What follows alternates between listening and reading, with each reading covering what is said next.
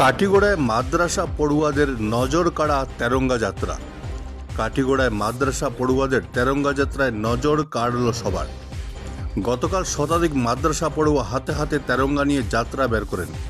চেরাগি বাজার থেকে প্রায় 1 কিলোমিটার পদযাত্রা করে কাটিগড়া সার্কেল অফিস চত্বরে পৌঁছন তারা। কাটিগড়া চেরাগি বাজারের ফয়েজি জলিল মাদ্রাসার পড়ুয়ারা দেশাত্মবোধক স্লোগানে রাজপথ মুখরিত করে তোলেন। Bureau report, Barak vision. আজকে আমরা ফয়জুল জলিল ভারত মাদ্রাসার পক্ষ থেকে ইয়ামে আজাদি উপলক্ষে আমরা এই যাত্রা, আমাদের এই যাত্রা ভারতবর্ষের স্বাধীন 15ই আগস্ট 1947 হয়েছিল।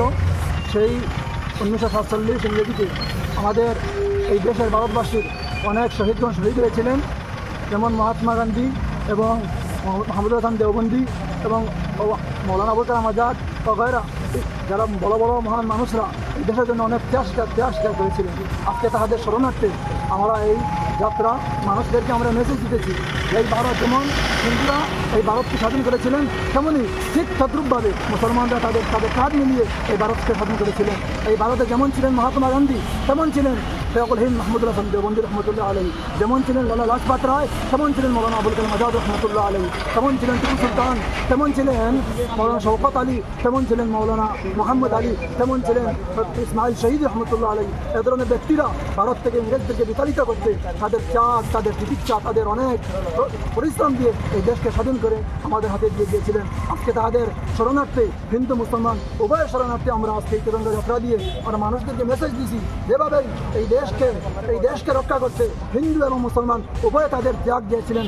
আজকেও ভারতকে যদি আমরা সুন্দরভাবে চালাতে চাই, হিন্দু মুসলমান ঐক্য হতে হবে। হিন্দু মুসলমান বিভাজন দিয়ে এই দেশ ধ্বংস হবে। আগে হয়েছিল ইংরেজ এই divide and rule policy apply করে এই দেশকে তারা ধ্বংস করতে চেয়েছিল, কিন্তু হিন্দু মুসলমানের ঐক্যতা থাকার কারণে এই দেশকে তারা ধ্বংস করতে পারে নাই।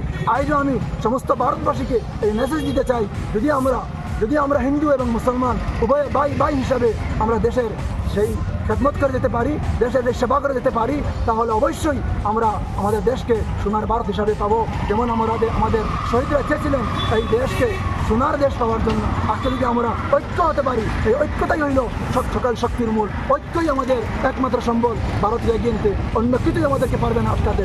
পৃথিবীর মধ্যে আমাদের দেশ 1 নম্বরে দেশে যাবে যদি আমরা ঐক্য হতে পারি। এই বলে আমি সকল শহীদের শরণার্থে